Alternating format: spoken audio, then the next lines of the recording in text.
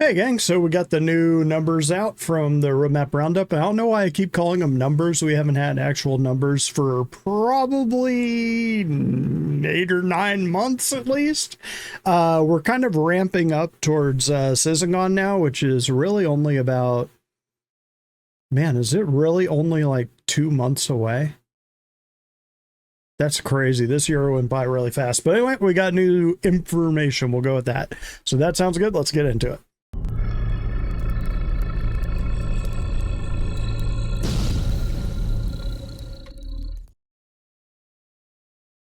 All right, so here we are at the roadmap roundup. First of all, I'm going to talk a little bit about Avocado. I'm not going to do my usual caveats or anything because there's no real need to. But Avocado, the patches are still a little bit rough. Last time I checked, and real quick, we got a new patch, a new Evo patch on Tuesday, but just kind of an update. They still haven't put in the whole cargo commodity rebalance thing, which is kind of what I'm waiting for.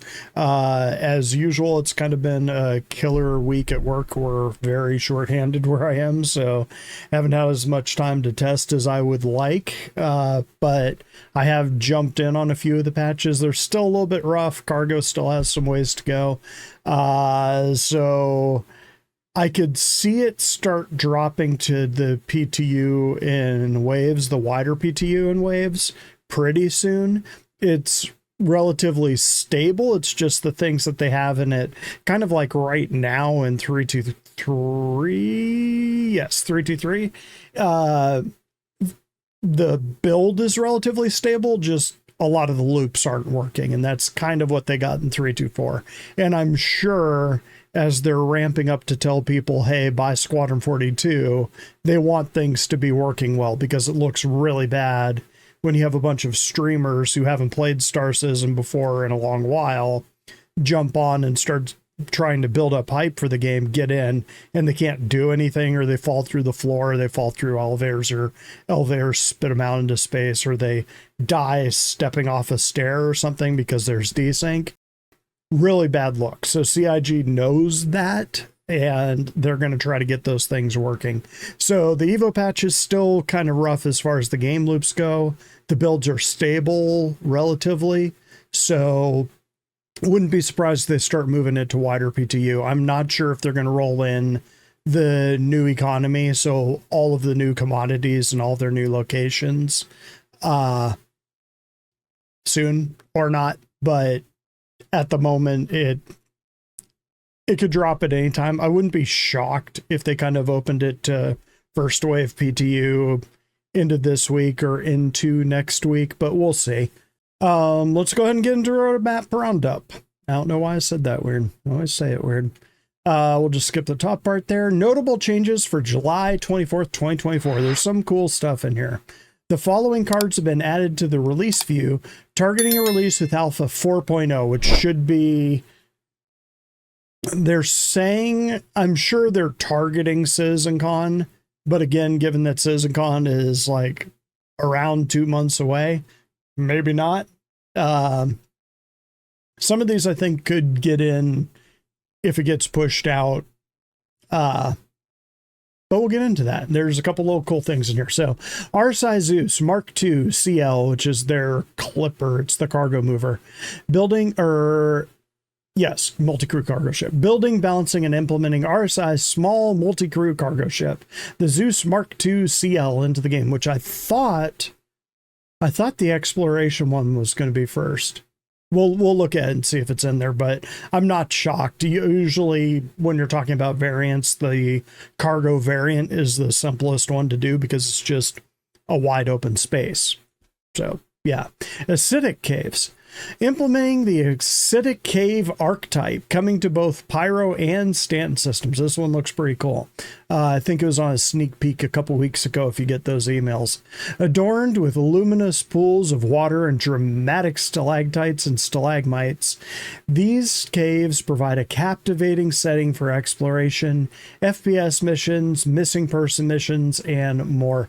One thing I wish they would do with the modern caves is kind of cut down on the artificial lighting, and I don't mean uh like mining lights set up in there. I mean, like fake skylights that don't really lead to the outside. I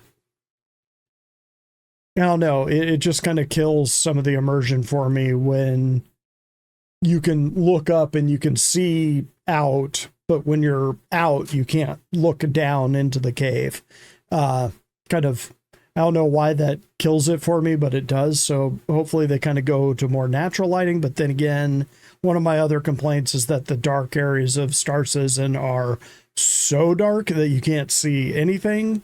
And that would be particularly true in caves. So take it or leave it. What do you think? Rock caves. Implementing the rock cave archetype, coming to both Pyro and Stanton systems. Illuminated by bioluminescent mushrooms. That's the way to do it, by the way. These caves provide a unique atmosphere for exploration, FPS missions, missing person missions, which are always a blast, and more. Pretty much I just take the missing person missions just to find the caves, and then I go mine Haydenite. Asteroid bases. This is a cool one. Implementing new asteroid bases scattered across space in asteroid clusters, gas clouds, and other areas of Pyro. From exploration type gameplay to mission based locations, these bases include both constrained interiors for potential FPS conflicts as well as space combat while reaching or fleeing from location. So one of my theories back when asteroid bases popped up on the progress tracker was that they might release an asteroid base builder as the first type of base building, just because it's easier to build something in space where you don't have to account for the ground. Like, it doesn't matter if the legs on the space base are touching the ground in the right places or flattening out the ground or moving trees or whatever, because it's in space. So still wouldn't be shocked if they go that route, especially if they drop the asteroid bases on us. This is one that, at least the last time we saw the progress tracker, was pretty far along. So I think that one would be pretty easy. We'll see how quickly it moves to committed, but yeah, asteroid bases, even if we can't build them, and I almost guarantee that we will be able to build bases in space eventually, because that makes way more sense in a space game. I could see us having nodes on planets and moons where you kind of have your mining satellite there, but it sort of seems like an asteroid base or a space base would be much easier to defend. Well, actually, I guess it isn't.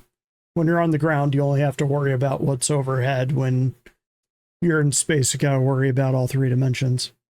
So yeah, once again, ignored me. Space stations, contested zones. Contested zones are a location feature coming to Pyro's space stations, including FPS gameplay with various layouts tailored for this purpose. As long as it feels organic, I'm good with that.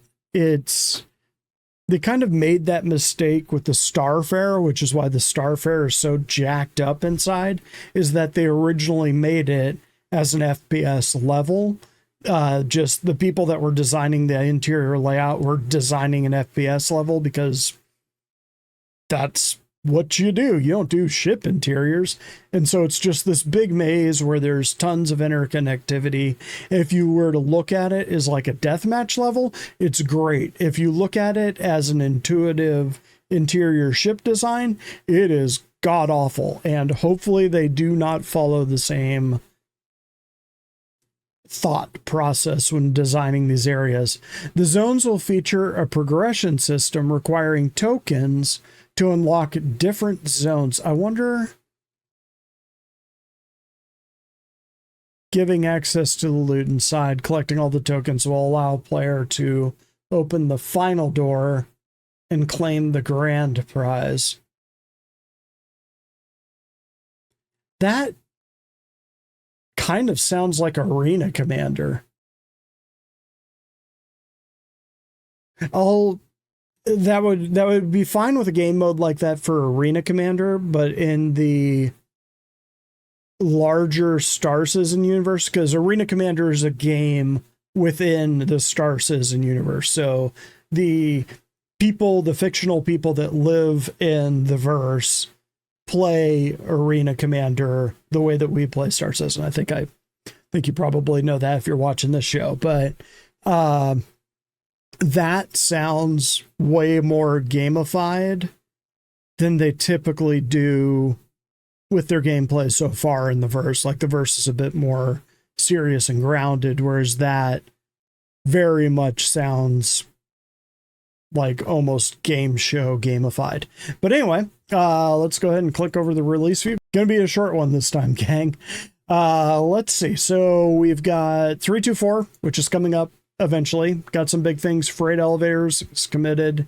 Cargo hauling. Haven't had a chance to do one of these yet. I'm not sure if it's actually in. Personal and instance hangars. It kind of works. Storage access works. I've used storage access. Some of the visuals aren't working as well, but it works. Dynamic event blockade runner.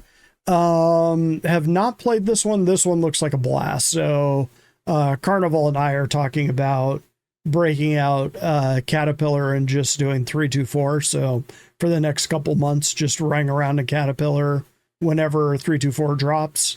And that'll kind of be our base of operation, since the distance between 324 and 4.0, which you'll notice, tentative Q3 2024, 4.0 tentative Q3 2024. Yeah, so 4.0 into the year.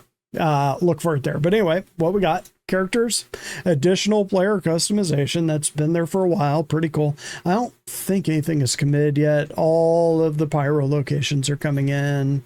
There's your space stations. There's your rock caves. Let's see if it shows the picture. They look cool. Like both the rock and the acid caves look cool. There's the acid caves. Yeah. Just, it looks like it's more than just a reskin of the sand caves that are in the game right now, which is kind of nice. These are all the pyro stations and moons and everything, outposts, all that. AI, quasi grazer. So that's your space cow.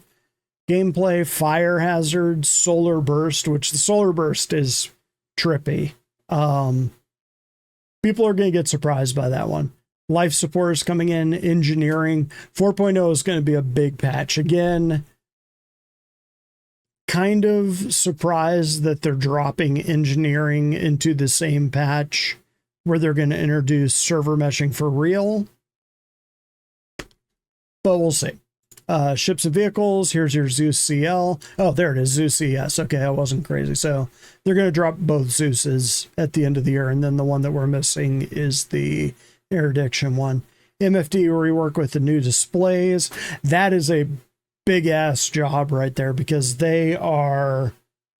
each manufacturer has their own style of display. So it's kind of like the difference of jumping into a Chevy and jumping into a Ford.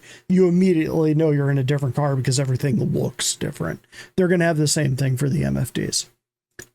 Weapons and items, multi-tool updates. It's funny, I haven't looked through these for a while. Adding additional functionality to the multi-tool, including cutting and consumption of batteries for operation. So yeah, that's a big one. Charge drain goes along with that. So no more tractor beaming things for as long as you want with the multi-tool. It's going to start draining the battery, and presumably if you start trying to move heavier things, it's going to drain it faster.